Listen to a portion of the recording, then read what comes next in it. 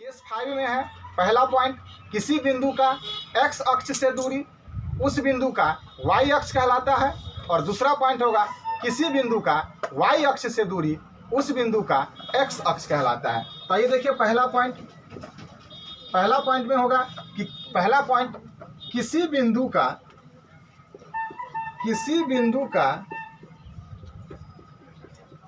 x अक्ष से दूरी उस बिंदु का y अक्ष कहलाता है, उस बिंदु का y अक्ष कहलाता है। और दूसरा पॉइंट होगा किसी बिंदु का y अक्ष से दूरी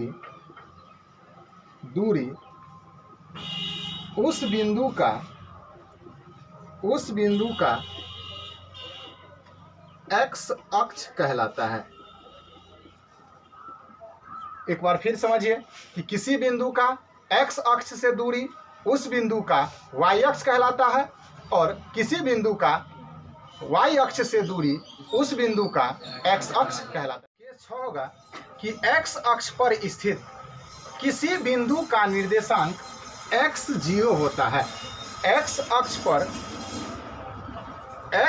पर स्थित किसी बिंदु का निर्देशांक x0 होता है। अब आप कहिएगा यहाँ पर माइनस है तो माइनस x0 क्यों नहीं हुआ? तो देखिए हम जब इसका सवाल बनाने में प्रयोग करते हैं तो x0 ही लिया जाता है, इसलिए यहाँ पर माइनस x0 नहीं लिखे हैं। क्योंकि जब प्रश्न बनाइएगा इस तरह का तो उसमें क्या किया जाता है कि माइनस को नहीं लेकर के सीधा लिखा जाता है x0। तो इसलिए क्या होगा यहाँ कि x अक्ष पर स्थित किसी बिंदु का निर्देशांक x0 होता है।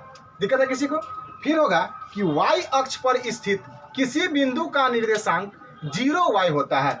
y अक्ष पर स्थित किसी बिंदु का निर्देशांक 0y होता है। तो इसका देखिए फिर आगे होगा कि अगर किसी बिंदु का निर्देशांक x अक्ष पर अगर कोई बिंदु स्थित है तो उसका निर्देशांक x0 है।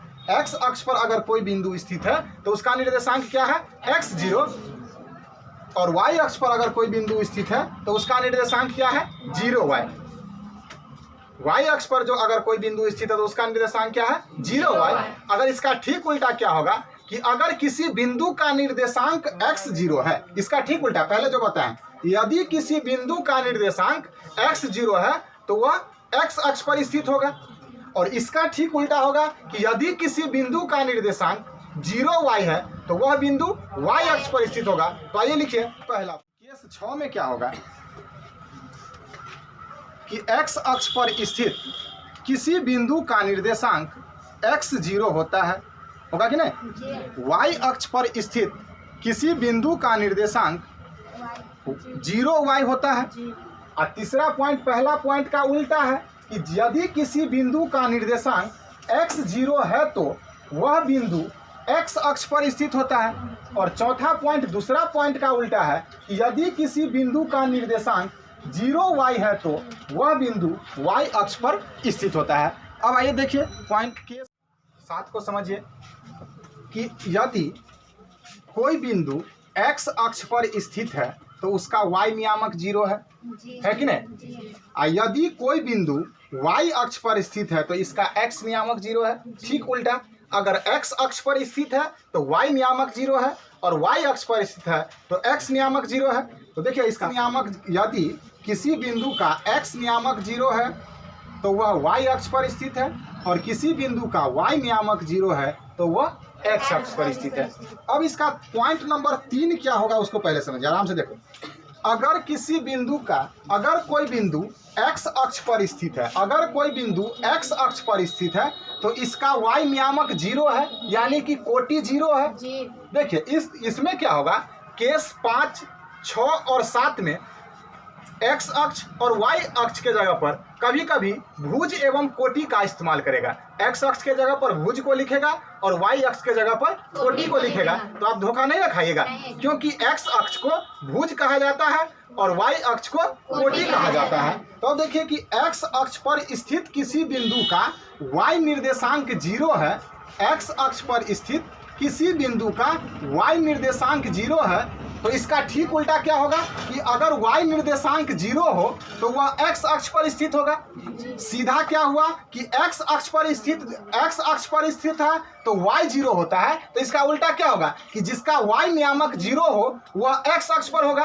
तो तीसरा पॉइंट लिखिए, यदि किसी बिंदु का भुज यानी कि x अक्ष, किसी बिंदु का भुज शून्य है तो वह बिंदु x अक्ष पर स्थित होता है। भुज शून्य है तो y अक्ष पर स्थित होता है।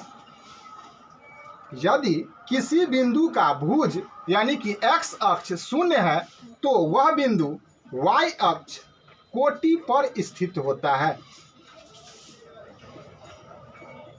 कोटि पर स्थित होता है। देखिए इसका x अक्ष 0 है तो यह y अक्ष पर स्थित है कि नहीं। इससे पहले जो पॉइंट बताए थे उसके लिए देखिए कि इसमें क्या है कि y अक्ष 0 है तो यह x अक्ष पर स्थित है, y अक्ष 0 है तो x अक्ष पर स्थित है।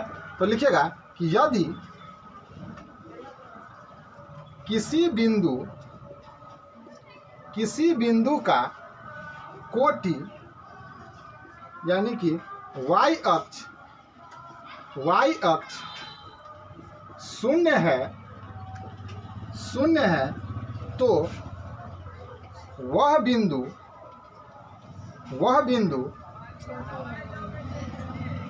x अक्ष भुज पर स्थित होता है। भुज पर स्थित होता है।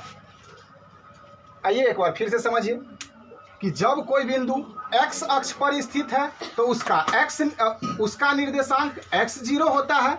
जब कोई बिंदु y अक्ष पर स्थित है तो उसका निर्देशांक 0y होता है।